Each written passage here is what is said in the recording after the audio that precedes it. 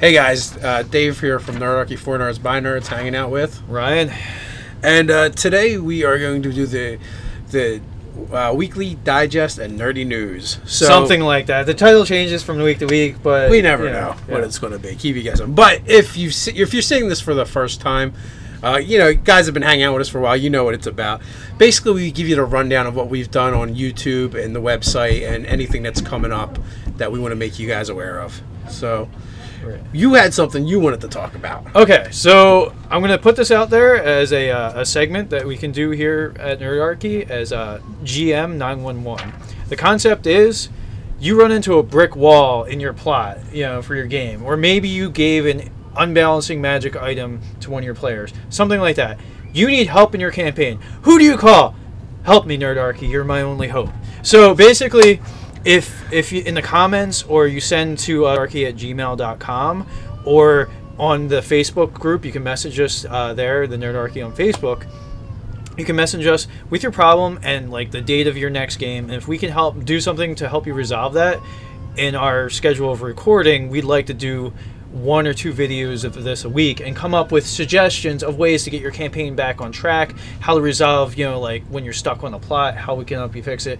And what we'll try to do is give you multiple solutions on the plot hook. So even if you have your players watch our videos, which we hope you do, but it won't give away the farm, you know, they know that you might have gone to us for help or whatever. They might be able to figure that out, but they won't know the exact way that you incorporated our advice into your campaign. Right, plus with different multiple options, viewpoints, and any tweaks that they do themselves. Yeah, so, you can always tweak it yourself, absolutely. As always, you can come hang out with us on the Nerdarchy subreddit, How to Stay Nerdy. Nate manages that, and if you have ideas that you want to put out there and share with fellow gamers and fellow Nerdarchists, that's a great place to put it, especially if it's not quite long enough for an actual article or blog post. Right. Which you also have that option. We look for people that do, you know, genre-based webcomics or fantasy art, or you know, if you want to write an article that's like 500 words plus on a given topic of interest in the campaign or in the fantasy world, then, you know, we'll certainly put it up on the website and give you attribution links, which will send it to whatever website you happen to want to promote. And it doesn't have to just be fantasy. We've branched out to, you know, sci-fi. We do sci-fi. Nerdy stuff. Nerdy crap. Yeah, that's right. We just had people breathing fire at us, for the love of God. Yeah, more to come on that. Yeah. There's still the KickStarter going on for Red Dice Diaries. Wife, she has a Larp Prop business. She's over in the UK. They do some really cool stuff. Ted and Nate are actually they were long-timers. They checked it out. They gave it the thumbs up. The only thing is you can't cash in on the rewards if you're not in the UK, but if you want to help them out and you know, make a donation through Kickstarter, you can. Or share it around. Maybe you have a lot of friends in the UK, or, you know, I know some of our viewers even here are in the UK. I've heard that rumor. Rumor is, yeah. And speaking of rumors, there's this thing going to happen called Philly GameCon. Oh yeah, so that's going to be a live and local thing going on. Nerdarchy is rumored to have a presence there. We're each going to be running a couple of games, so you can come hang out. So yeah, that's eight Nerdarchy games. That's Count right. them. Right. Yeah. So, you know, I'm doing the Tick inspired game, and also a sort of 5e fantasy, but with a little bit of a horror Lovecraftian thing going on. And I know you're running a couple of sessions. Yeah. I got trouble with Prospectors and Maze of Mandoon. Okay, I'm gonna be busting out. So 2 5e games from you. Yeah, 2 5e games.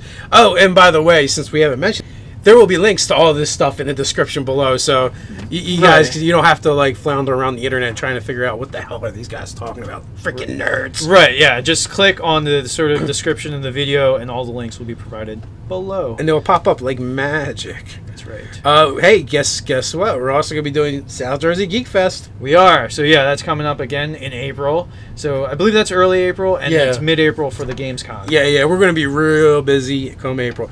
So, hey, if you guys want to hang out with us and you're local to the tri-state area, there's a couple opportunities right there. Yeah, and, you know, you need to get over the tax season blues. Well, here's a good place to do it. That's right. Yeah. So, with that, you know, on nerdarchy.com, we're going to dive into it. Monday, Board Games Room Review, Smash Up, Pirates and Ninjas. Ted has been going ballistic with this stuff. He's been every week for it feels like forever now. He's done a different article on Smash Up, but the game's got a lot of expansions and a lot of facets to it, and it's usually pretty funny and witty, and it's a good read. So if you're on the fence about Smash Up, well, just check that out, and you'll fall one way or the other. That's right. Tuesday we had D&D 5e Feats, Unearthed Arcana, Eberron continued, Aberrant Dragonmarks. That's a mouthful. Yeah, so you did a write up because Aberrant Dragonmarks were a thing in Eberron. It was, yeah. So they, in line with the Unearthed Arcana, I went and did an expanded feat just for the Aberrant marks, so people can go check that out. Give me your feedback. Let me know what you think. Wednesday, you did a thing, how to speak Goblin chemistry. Okay, yep. So I was a little inspired by the Goblos, if you've been watching our live play game that Dave's running, and a little also inspired by Breaking Bad, so you can go check that out. Thursday, Ted steps up with another article, Sorcerer, Warlock, a character build for Dungeons & Dragons 5th edition, and basically I believe he used the character build that he used at Garaby's game Monday night when we were over at where we were, Alternate Universe. Alternate Universes, yeah. Yes. So he got to see how that played out at the table. Yeah, so if you're wondering what the Sorcerer Warlock combination looks like, you can go check out Ted's character over on Nerdarchy.com. Friday, Part 2, Psychic Warrior, a Sonic custom class for Dungeons & Dragons 5th edition. So Nate's been ripping out the Psionics. Yeah, I was going to say, who did the Psionics article? Who could it possibly be? I don't know. So yeah, if you have any interest in Psionics, we have a lot of stuff on Nerdarchy.com for that. And with that, let's go over to the YouTube. All right, so going over to the place where you're already viewing this, on Sunday, we had Noble Parties and Berserking Wizards, so that was more a part of the gameplay that Ted's running. On Monday, we had the Mountain Dwarf Artificer of Eberron, so that was sort of building an unorthodox build. And also we had the D&D campaign settings, Eberron in the Shadow of Unearthed Arcana. So basically, we're just kind of geeking out over the campaign setting of Eberron right now. and Dave had arrayed his 6 splat books that he had from the campaign. I actually found another book that I hadn't brought out. Yeah. Yeah, and I have a printed adventure from that too. I could have brought. I forgot to bring it to the party. So that was on Monday. Tuesday, how to make a D&D monster without making a Dungeons & Dragons monster. So basically, that was just reskinning, throwing your players off for a loop by just off the serial numbers, whatever you want to call it. Yeah, exactly. And taking the concept of a monster, ripping out the actual aesthetics of it, changing it out, but it's really just this monster. Your players will never know. They'll never identify it when you just make it look weird. And then on Tuesday, we had the optional rules from the DMG.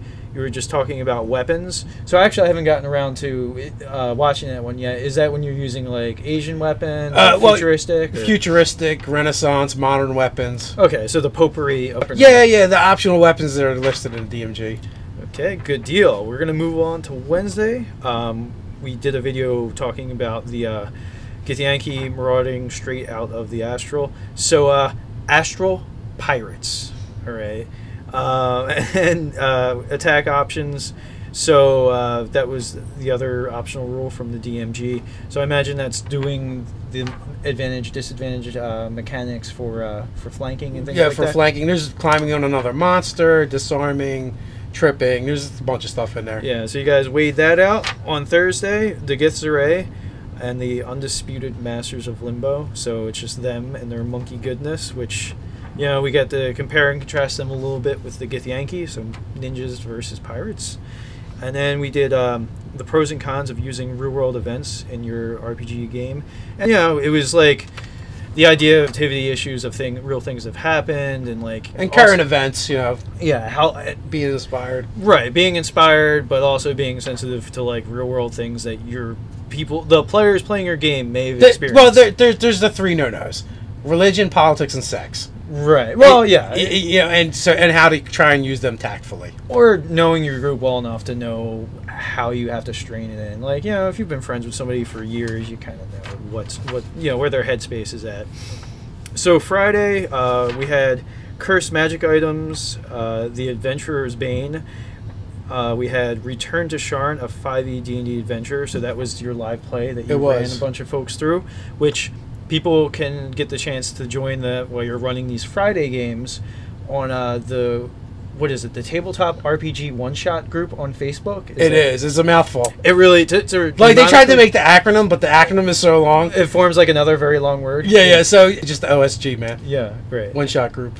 Tabletop RPG One Shot group. Right. So if you join there, Dave actually advertises when he's running games on Fridays, and he gets volunteers, and they friend him on Facebook, and then this way he can invite those specific people to his game. Yes. And he's running that anywhere starting from 9 to 11 a.m. on Fridays. Yeah, Friday mornings we've been doing that. Friday mornings. I've had a couple of them so far. Ted's run some Mutants and Masterminds out of there too, and they've been evening games.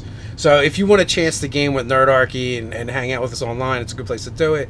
You know, we kind of try and rotate new people in and out. If someone plays a couple games with us in a row, we'll probably not have them sit out if we have new people that want a game. Right. And, you know, experience the gamer love together. Right, absolutely. Love of the hobby there. And then we also had go live on Friday, epic level D&D 5e with boons.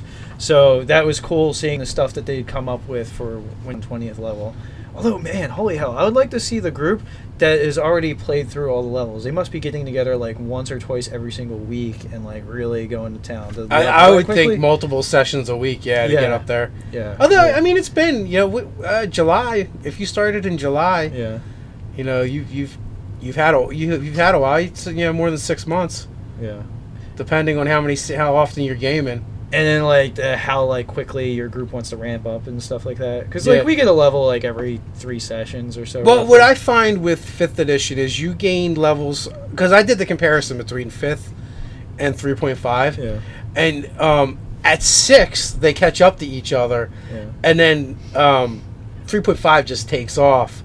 And where 5th edition actually slows down at the higher levels. Yeah. Okay. Which I actually like that mix. It's kind of like get you through the early levels, you know, get you past the apprenticeship, which is like 1 through 3, and kind of get you into it. And gives your character some more viability to not have to deal with like the most epic of stuff. Like, because as a GM, sometimes GMing like high level characters like that gets tricky. Like, what the hell am I going to throw at these guys? It's really going to be a challenge that they can't just like magic away. Yeah. You know, like banishing your demon.